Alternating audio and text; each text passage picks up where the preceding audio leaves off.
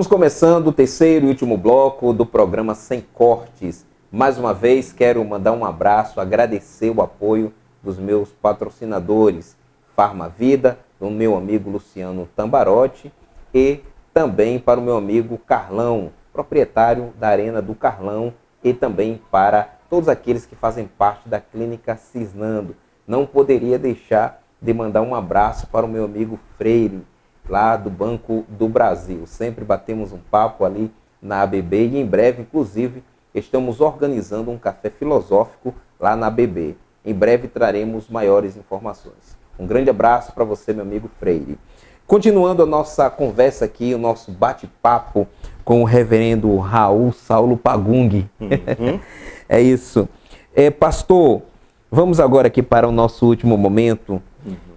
Como a igreja luterana trata a questão do homossexualismo e a questão do divórcio. O divórcio e homossexualismo. Que são dois assuntos muito polêmicos. As igrejas dizem que o homossexual ele tem que aceitar Jesus, mas dá a entender que a igreja quer que o homossexual entrando na igreja abandone aquilo que a igreja ensina que é errado, porque se não fizer isso não vai ter espaço para ele ali, porque ele vai sofrer preconceitos.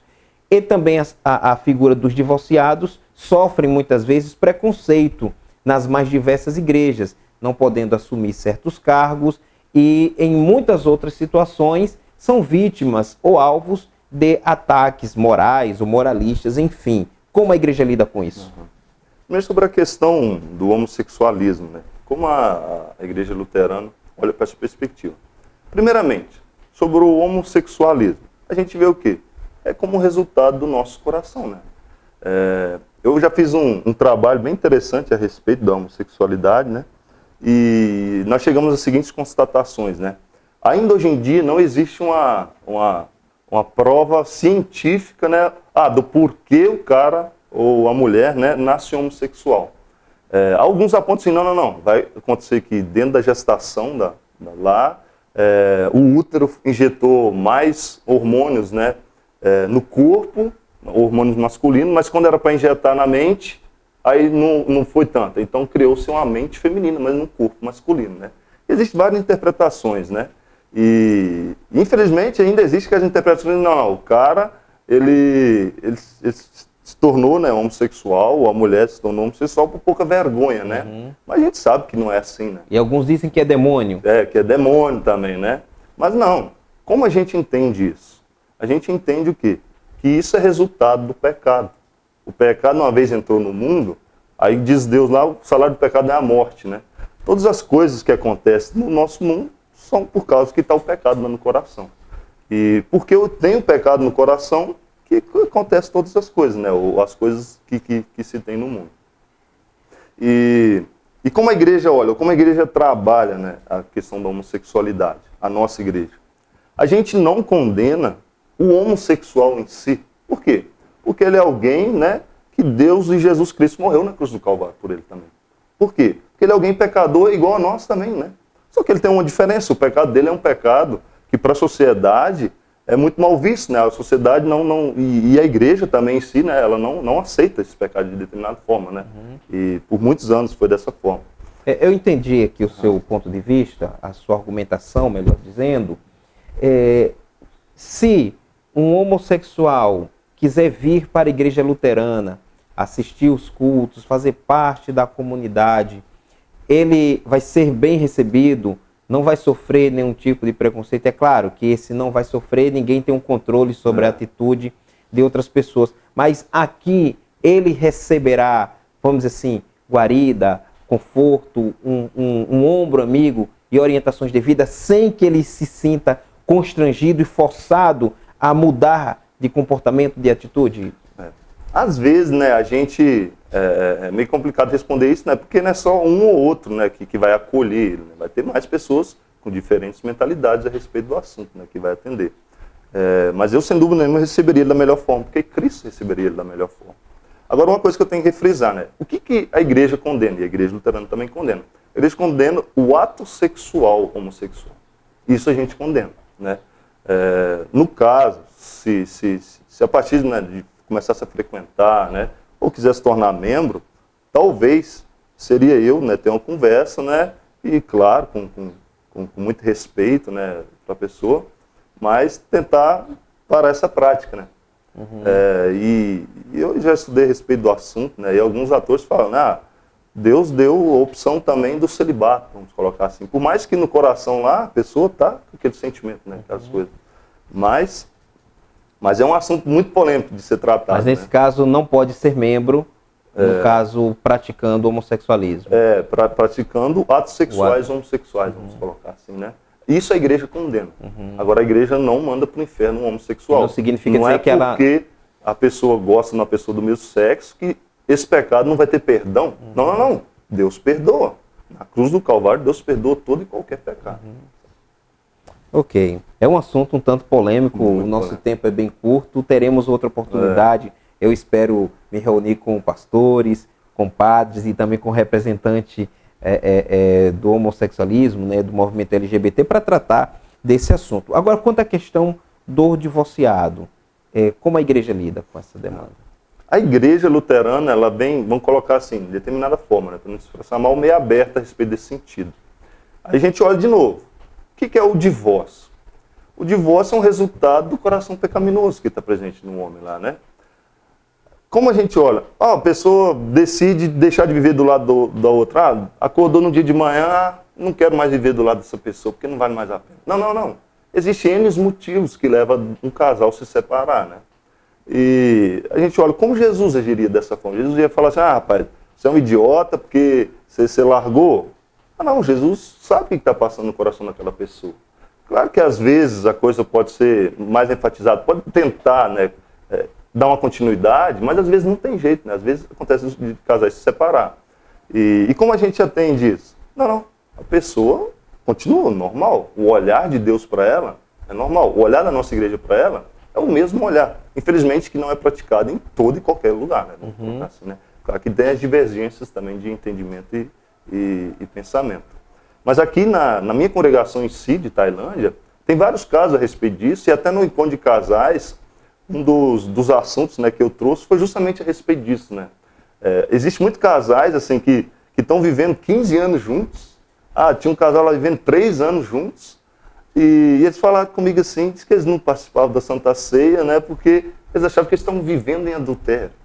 Porque vieram de outros relacionamentos. De outros relacionamentos. E aí eu tentei deixar muito claro para eles. O que é o casamento, né, na perspectiva bíblica? Diz lá na Bíblia, deixar, né, o homem deixa o pai e a sua mãe para unir com a sua mulher, os dois juntos se formar uma só carne. A partir do momento que a gente decide estar e partilhar a vida com outra pessoa, e já é um casamento para Deus, sabe? E Deus já te considera uma pessoa casada. E agora, se relacionamentos acabam, Deus sabe que isso é por causa do pecado que está no coração humano. E sem dúvida nenhuma, Deus perdoa. E Deus quer que você continue a sua vida, sabe? Deus não é aquele Deus, agora eu vou passar o resto da minha vida sem ninguém porque aquela outra pessoa me deixou e, pronto. Não. Vamos olhar, né? Será que Deus é um Deus assim, tão punitivo, Deus que quer a sua infelicidade? Se a sua felicidade é estar com outro alguém, né? Não. Deus condena o quê? A imoralidade sexual, né? Sair por aí pegando qualquer um. Não, isso daí sim, aí tem uma coisa.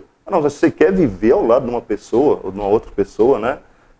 Ou se aquela pessoa que você vivia não deu certo, não. O olhar de Deus é o mesmo para você, sabe? E é talvez um olhar mais atencioso, porque é um momento da sua vida que você está, sabe? É mais sofrido. Né? No caso, a igreja luterana não concorda com a separação por qualquer motivo, mas que há motivos que justificam, como por exemplo, agressões sistemáticas, né? Verbal, ameaça da vida, o não cumprimento dos deveres de um para o outro na relação, isso pode vir a justificar uma separação? De determinada forma, justifica, né? Mas o que a gente coloca como justificativa é o pecado, né? Se não tivesse o pecado, existiriam relacionamentos eternos, né? Sem dúvida nenhuma. Reverendo, esse também é um assunto muito polêmico, né? Não é fácil de ser respondido, e você, querido telespectador, tem toda a liberdade de pensar diferente, de ter um entendimento diferente. O reverendo aqui, Raul, está expondo a concepção que a denominação luterana tem, mas em nenhum momento ele atira contra os entendimentos diferentes. Inclusive, pastor, muito obrigado pela forma muito amigável e solidária e respeitosa para com os outros entendimentos de fé. Reverendo, nossa penúltima pergunta. Sim. Com relação ao modus operandi, né? É uma palavra até um tanto difícil, né? O modo de operação de atividade da igreja luterana e também de outras igrejas históricas. Mas no caso aqui, da igreja luterana, ela não ficou um pouco presa ao passado, ao século XVI, no que diz respeito à sua liturgia, à sua forma de se relacionar com a sociedade, e por isso tenha deixado um pouco de ser tão relevante quanto deveria? Uhum. Essa é uma pergunta, né, bem pertinente, assim, e sem dúvida nenhuma ela faz uma autocrítica, ou faz a gente olhar para a gente mesmo, e sem dúvida nenhuma. Isso daí é uma coisa que tem na nossa igreja, mas que está sendo mudado, né, a partir devagarinho, aliás, né. E o que acontece? Sem dúvida nenhuma, a gente ficou meio que preso no passado, né, a liturgia que a gente utiliza hoje era utilizada lá por Lutero, muitas liturgias, né? Sem dúvida nenhuma. E a gente tem que, às vezes, parar e analisar.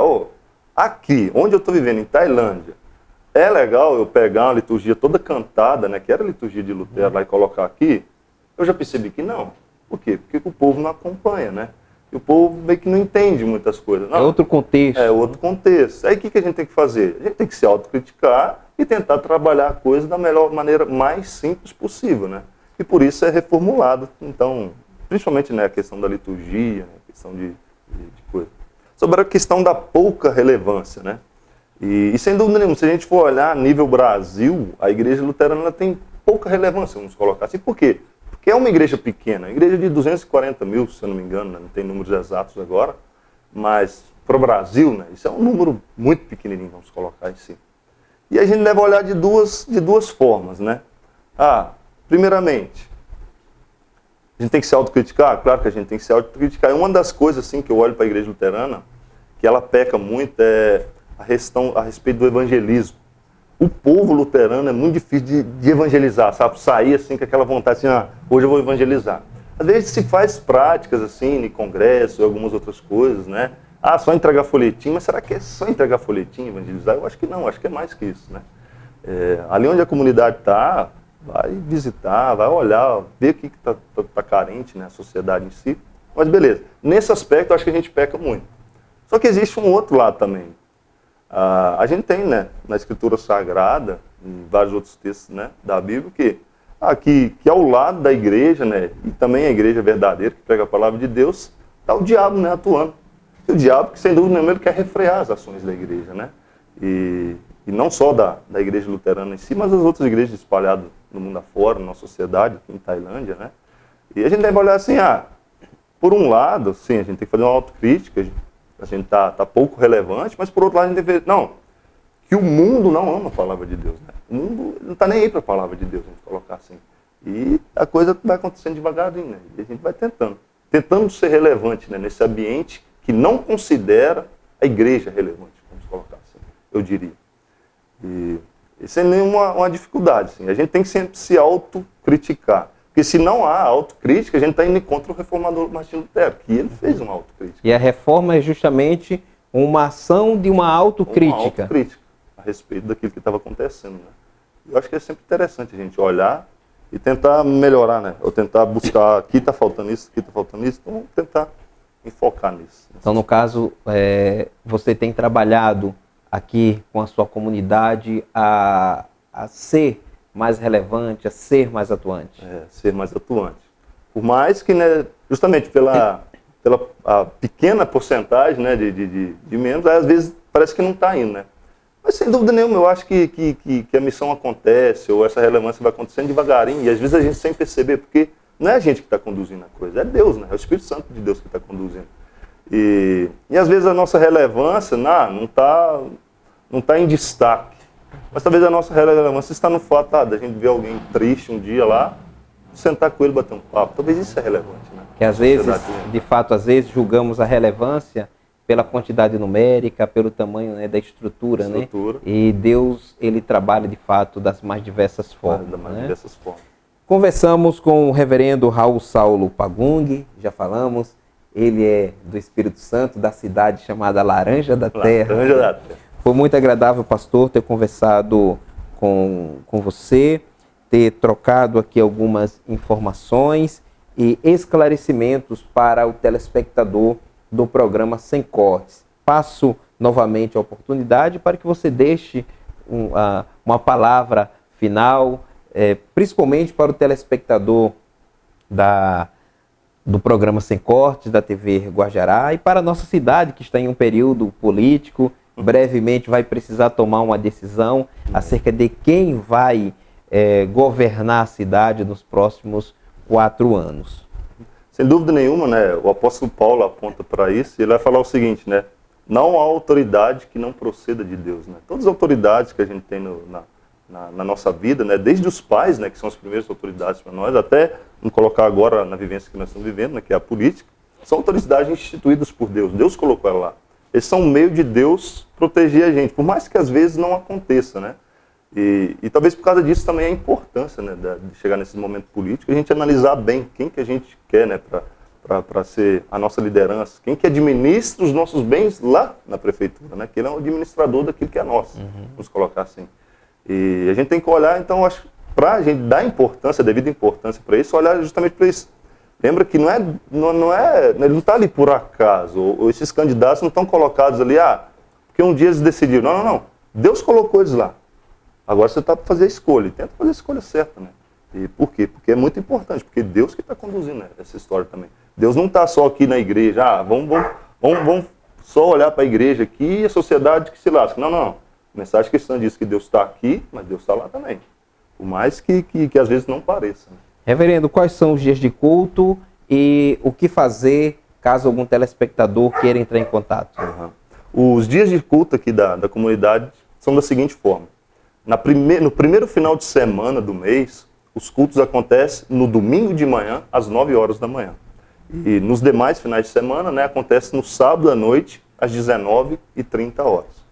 E se alguém quiser entrar em contato, né, pode entrar pelo telefone, posso falar o telefone? Pode falar. 99322-7698. E é também mensagem do WhatsApp, né, se quiser conversar pelo WhatsApp, é o mesmo número, 99322-7698. Ou também pelo e-mail, né? raulspagung@hotmail.com. Pronto, todas estas informações você vai ver aí no cantinho da sua tela. É isso, conversamos com o reverendo, um papo muito agradável. Quero agradecer a você, querido telespectador do programa Sem Cortes, que no próximo domingo estaremos novamente com outros assuntos, com outro entrevistado, levando até você informação. Mais uma vez, agradeço o apoio dos meus patrocinadores, Farmavida, Clínica Cisnando e também Arena do Carlão. Um grande abraço para você, querido telespectador, que ficou conosco até o momento. No próximo domingo, não esqueça o próximo Sem Cortes.